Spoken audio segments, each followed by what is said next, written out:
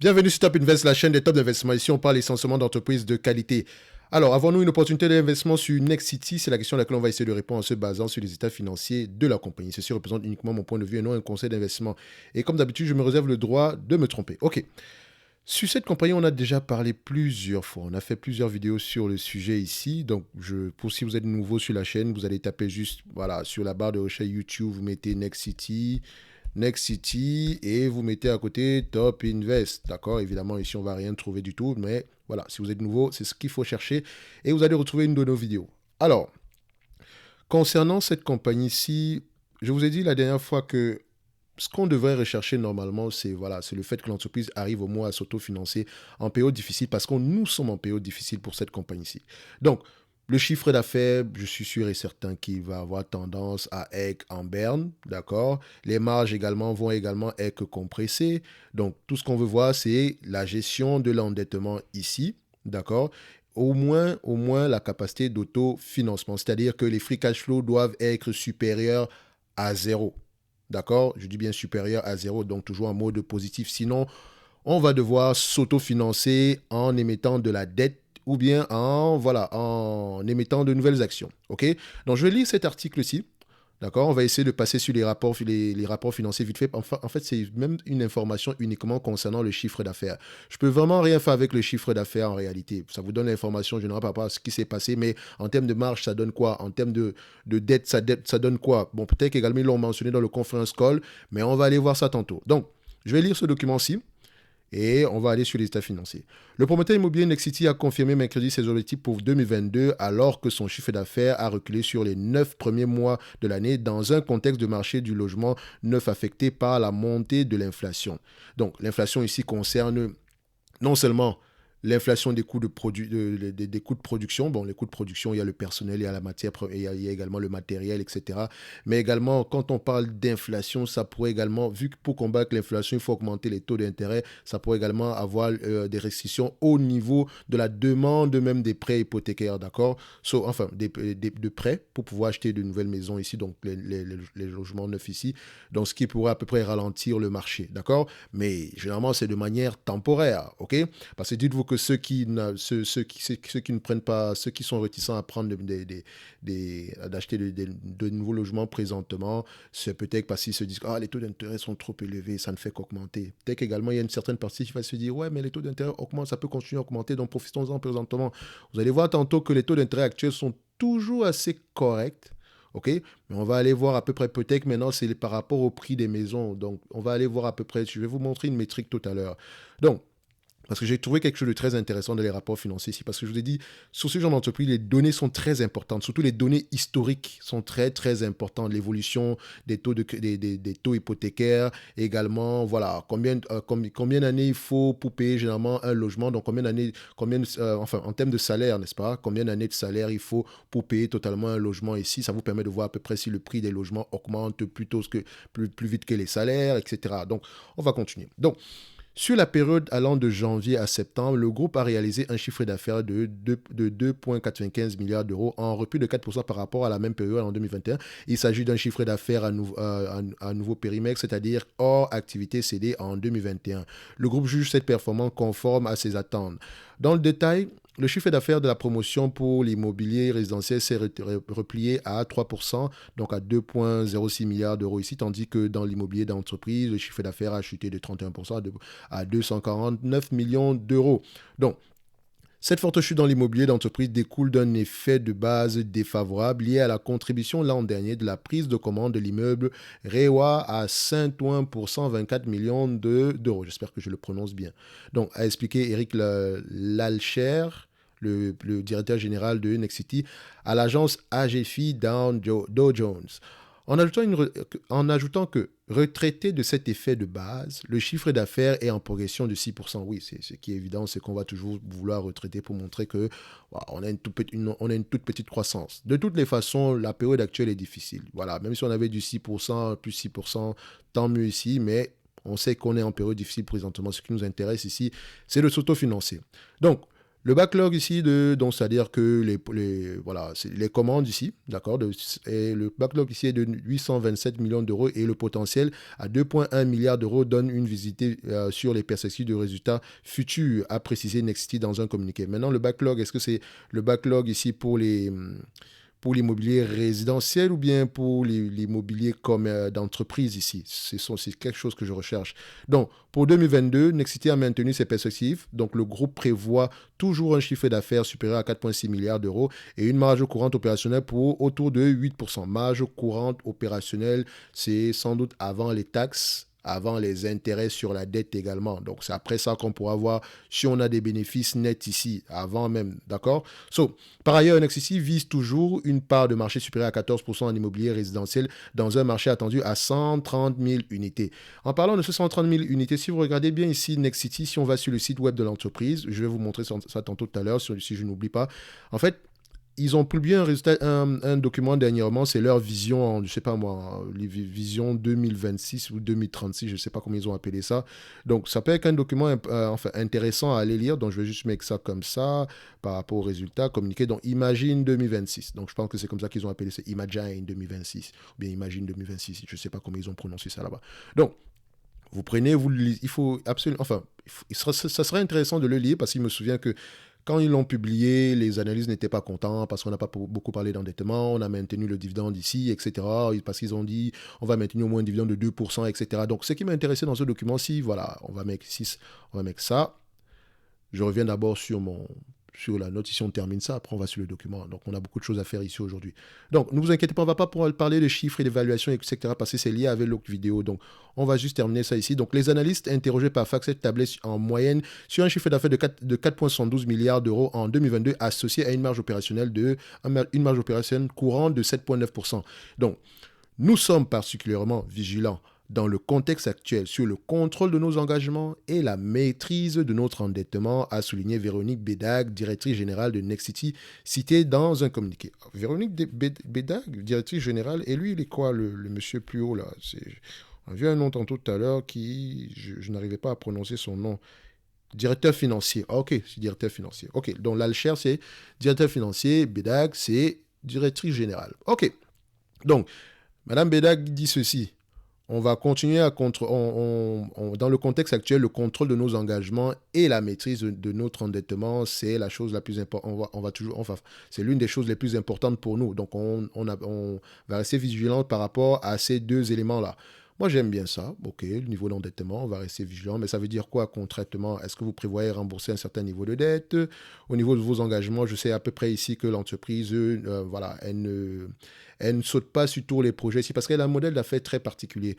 Du genre, si on a un projet d'immobilier ici, il faut que le projet immobilier soit financé à un certain pourcentage avant même qu'on ne lance la construction. Et au fur et à mesure que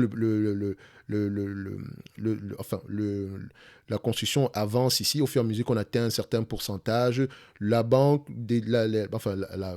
la banque ou les particuliers rajoutent le pourcentage restant sur la totalité de la valeur du bâtiment. Enfin, la totalité de la valeur du logement. Ça dit un peu comme ça. Donc, c'est-à-dire qu'elle a très peu d'inventaire, ce qui est une bonne chose. Donc, généralement, quand le projet n'est pas concluant, elle ne lance juste pas la construction. Maintenant, la question que je me pose, c'est entre les projets qu'on a lancés présentement, est-ce que c'est est-ce que le contrôle des coûts a été effectué? Donc, c'est-à-dire parce que le coût des matériaux, les matériaux ont augmenté également, je pense bien, avec la main-d'œuvre. Est-ce qu'on va répercuter cela sur le prix de vente des maisons? Dans quel cas ça pourrait bouger? Si ce n'est pas le cas, peut-être qu'on s'attend à voir les projets actuels n'auront peut-être pas une rentabilité assez correcte. Donc, dans tous les cas de figure, je ne sais pas, peut-être qu'elle a négocié en amont avec les fournisseurs de matériel ici, voilà, ou bien les équipes ici de construction je ne sais pas. Je pense juste comme ça, ce sont des questions que je me pose au fur et à mesure que je lis ceci, parce que je me dis que ça pourrait impacter négativement l'entreprise ici, parce que mon but est d'anticiper les choses.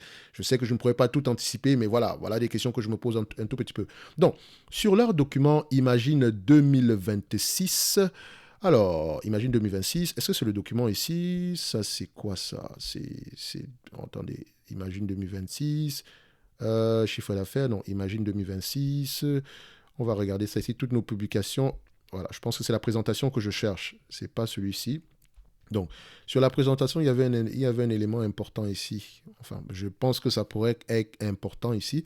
C'est surtout les données sur une longue période de temps. On vous a mentionné ici que 130, on a parlé d'un chiffre ici de 130 000 logements ici, dans cette partie-ci. Donc, dans un marché attendu à 130 000 unités, immobilier résidentiel, un marché attendu à 130 000 unités, ça veut dire quoi? Donc, à 130 000 unités, est-ce que c'est la moyenne du marché? Est-ce qu'on est à un niveau très très bas? Est-ce qu'on est à un niveau très très haut? Donc, la moyenne par rapport à l'historique ici. Donc, on va regarder ça ici. Évidemment, la population augmente. La démographie joue également ici. Je ne sais pas si je l'ai mentionné sur la dernière vidéo, mais il faut regarder le pourcentage, la moyenne d'âge des gens qui achètent les logements. Généralement, on va les retrouver entre 35 et 45. Donc, c'est à cet âge-là qu'on va acheter le premier logement, etc. Donc, si cette moyenne d'âge-là est élevée, bien dans les 5 ans à venir, donc on s'attend à peu près à avoir une certaine demande. Qu'importe les taux d'intérêt à la fin de la journée, le marché va s'ajuster en conséquence, parce que je pense qu'on a déjà eu des taux d'intérêt plus élevés que ça et ça n'a pas empêché les gens ça ne les a pas empêchés à investir dans l'immobilier résidentiel. Donc, on continue ici. Maintenant, 6 milliards, donc ça, c'est pas l'information que je recherche ici. Est-ce que c'est leur objectif ici par rapport? Donc, nos ambitions 2026, de garder un dividende supérieur à 2,5%, 2,5 euros, c'est bien, c'est une bonne information pour ceux qui ont un dividende présentement, mais c'est un objectif, hein, c'est pas sûr que ça va arriver. Et si la période est difficile, ils vont couper le dividende et ça ne sera pas la première fois qu'on l'effectue ici. Et ça ne sera forcément pas une mauvaise décision. Ok, dividende, bon, ça c'est pas important ça. Ok, volatilité des marges, ok, donc opérationnel ici, ok, chiffre d'affaires, résultat opérationnel, donc on continue. Où est l'information que je recherche? Je vous encourage à lire ce document-ci. Donc, sachez également que c'est un document ici de propagande, enfin, propagande n'est pas peut-être le terme ici, mais c'est du marketing, hein, faites attention. Donc, ça pourrait changer du jour au lendemain, c'est ça que je cherche. Donc, notre hypothèse de marché, 130 000 logements en moyenne. Donc, moyenne logement 9 par an en France. Vous voyez qu'il y a une période où on a été en dessous, dans la période de 2012, 2013, 2014. Qu'est-ce qui s'est passé ici? Qu'est-ce qu'à cette période-là? Et on va revenir sur le document qu'ils ont publié ici. Alors, ça, c'est le document du T3, d'accord? Donc, du troisième trimestre 2022 ici, donc vous pouvez le voir ici, donc voilà, 9 premiers mois. Donc tout ce qui cite ici, c'est ce qu'on a lu tantôt tout à l'heure. Ok, donc je vous encourage à aller lire ça également. Donc on arrive ici, c'est ça qui m'intéresse. En fait, je pense que la partie la plus importante pour moi, c'était ça. En fait, c'est peut-être important pour moi parce que je n'habite pas en France, je ne m'y connais pas du tout, mais je sais une chose, c'est que si je veux investir dans ce genre d'entreprise, si je sais que la partie démographie m'intéresse, la partie statistique au niveau de l'évolution des taux d'intérêt m'intéresse. La partie demande au niveau de la vente moyenne des logements neufs ici m'intéresse par rapport à l'évolution des taux d'intérêt. Ce sont des informations qui m'intéressent. Et il y a quelque chose que j'aime bien, on zoome. Faites attention aux petits caractères. C'est important. Je pense, mais je vous ai toujours dit que c'est parfois la partie la plus importante. Donc, d'accord, quand je clique dessus, semble-t-il qu'il y ait un organisme ici qui s'occupe de faire des statistiques par rapport au crédit logement. OK. Alors, qu'est-ce que ces gens-là me montrent en moyenne? Mais ça, je n'ai que des datas entre 2019 et 2022. Et ici, je n'ai que des datas entre 2017 et 2022. C'est pas si robuste que ça pour moi. Et que robuste, en fait, il faut que ce soit au moins une dizaine minimum, une vingtaine d'années, et peut-être même une cinquantaine d'années, l'idéal. 50, 30, tout ce qui est au-dessus de 20, c'est parfait. D'accord? Parce que ça me permet de voir à peu près quelle est l'évolution des taux d'intérêt sur cette période-là, et dépendamment également des crises, etc. Donc, une fois qu'on est sur cette page-ci, OK, on va aller, voilà, c'est ça que je cherche. Mais je vais prendre ici la publication des résultats. On va aller différemment parce que je sais qu'ils avaient, ils avaient ça à ce niveau-ci. Donc, publication, historique. OK. On va prendre l'historique ici. Je cherche les tableaux. Alors, par rapport à octobre 2022, je clique sur octobre 2022. Il semble que ce soit publié tous les mois ici, si je ne me trompe pas. Alors, on va aller tout au fond. OK. Voici le taux de crédit immobilier au particulier en pourcentage, donc en ensemble de marché, donc tout compris, neuf, ancien, etc. Qu'est-ce que vous remarquez? Entre 2006 et 2005, excusez-moi, 2001 et 2005, on a une diminution. Donc ça évolue vers le bas. 2005, 2008, on a une augmentation. Qu'est-ce qui s'est passé en 2008? Je pense que vous savez. Après, on a eu une baisse des taux d'intérêt ici.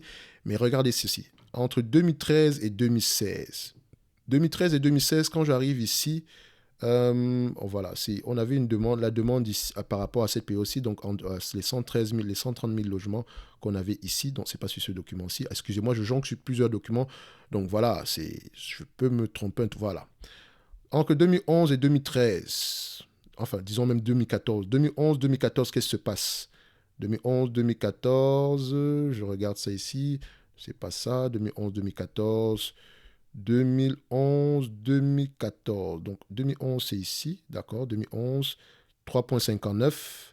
2014, voilà, 2,62. Donc on a même une diminution des taux d'intérêt, mais pourquoi est-ce que le marché, voilà, pourquoi est-ce que il n'y a pas eu la demande n'était pas élevée à cette période-là? Est-ce qu'on était attentif par rapport à la période ou bien on sortait d'une période difficile, l'augmentation des taux d'intérêt? Donc, cette question, cette période-ci m'interroge. Je veux savoir à peu près pourquoi est-ce qu'on a eu une diminution de la vente de logements neufs ici. Et la réponse pourrait se trouver dans les deux rapports financiers de 2012, de 2013 et 2014 de Nexity. Donc, idéalement, je pense que 2011, 2012, ça pourrait être des rapports financiers à aller regarder à nouveau pour voir pourquoi est-ce qu'on avait une diminution à ce niveau-là. Ça ne veut pas dire que le chiffre d'affaires de Nexity n'était pas haut, mais voilà, ils peuvent vous donner l'information par rapport à la demande moyenne de logement à cette période-là. Tout ce que moi j'observe ici, c'est que les taux d'intérêt ont déjà été à 6% précédemment. D'accord? On a eu du 6% ici. Ça n'a pas empêché les gens à continuer. Ça n'a pas empêché les gens à prendre ça ne les a pas empêchés à prendre du crédit, d'accord, pour pouvoir acheter une résidence principale. Et vous voyez qu'on a eu ici une belle période de baisse entre 2019 et 2022. C'était magnifique, presque 1% par là. Et là, ça commence à remonter. Mais quand je regarde cette courbe-ci, on n'a même pas encore atteint la moyenne. Parce que je pense que la moyenne pourrait être située aux alentours des, à vue d'œil, hein, peut-être aux alentours de 2,5, 3%, 3% par là. Et là, on n'est qu'à 2%. Ça pourrait continuer à augmenter. Et ça ne veut pas dire que à court terme, ça va avoir un impact, mais à long terme, à moyen terme, long terme, les gens auront besoin de se loger et ça reste un investissement également ici. La demande pourrait remonter en conséquence. Après ça, il y a une métrique comme quoi la durée de crédit immobilier aux particuliers, etc. Donc, vous pouvez également aller regarder ça. On peut également prendre ici le nombre de prêts accordés donc crédit de logement ici. Donc, vous voyez qu'en 2013, on était très, très bas. D'accord? Qu'est-ce qui a impacté 2013 ici? Et vous voyez que là, ça ne fait que diminuer. Là, ça va vers le bas. On a presque, voilà, on n'a pas d'informations par rapport à une éventuelle remontée. Et ça, c'est tout à fait normal. C'est pour ça que je dis, l'entreprise doit s'autofinancer. Donc, ici, vous avez une information sur le coût moyen, etc. Donc, n'hésitez pas à aller regarder ces datas-ci. Et si vous arrivez à ce niveau-ci, au niveau de publication, si on prend publication ici, admettons qu'on revient en arrière, parce que là, j'avais pris octobre 2022. Regardez, on a 2022 ici. Si je clique sur ce document-ci, ici, on peut aller jusqu'en 2013, 2007.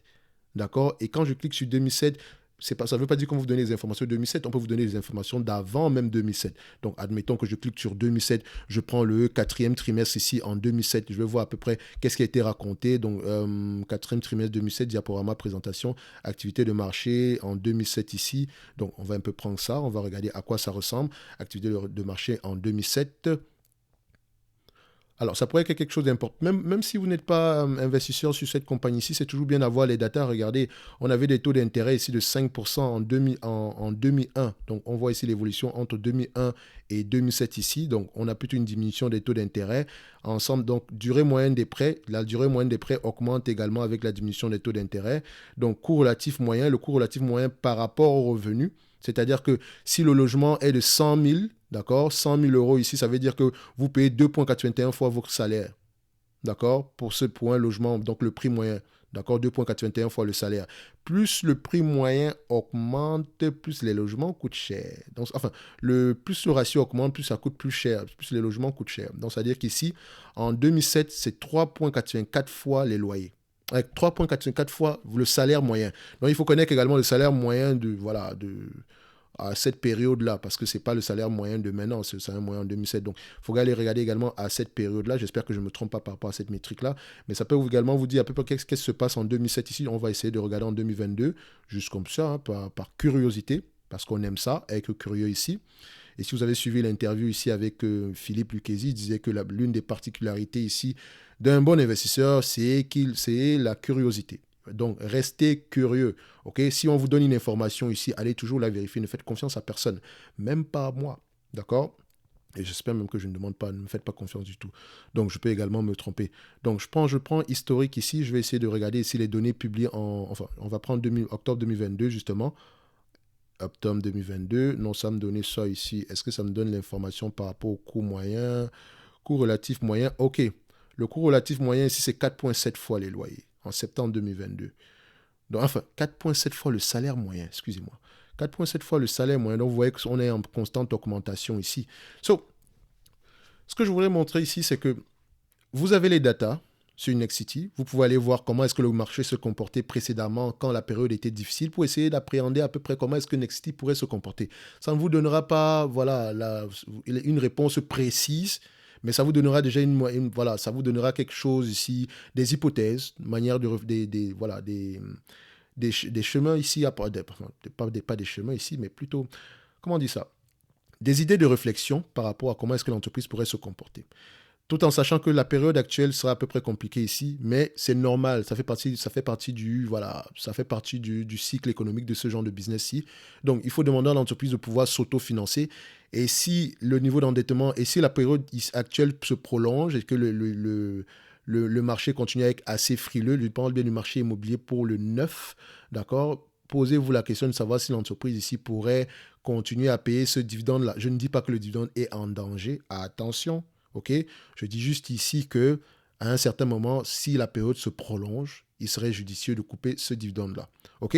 Mais on reste confiant par rapport à Nexity. Je pense que je continue à aimer le business model de Nexity ici. Donc, n'hésitez pas à lire vous-même les rapports financiers afin de vous faire votre propre avis sur cette compagnie-ci parce que c'est ça qui va vous faire tenir à long terme. D'accord? C'est ça qui va vous faire tenir à long terme. Parce que la période actuelle, on est à 21 € ici. Rien n'exclut qu'on arrive à 10 € par là. OK? Est-ce que 21 € maintenant, c'est un bon prix? C'est la question qu'on devrait se poser. Donc, je pense que j'ai répondu à cette question-là sur la dernière vidéo. Sur le premier semestre ici, je pense qu'on répond à cette question-là. Ne vous inquiétez pas, dividende en danger. Ici, ça ne veut pas dire que le dividende est en danger. Ça veut juste dire que, voilà, on va lire dans les rapports financiers qu'est-ce qui pourrait faire à ce que les activités de cette entreprise-ci soient menacées. D'accord? Donc, on lisait ici la partie risque. Faillite également, c'est juste un tic. D'accord?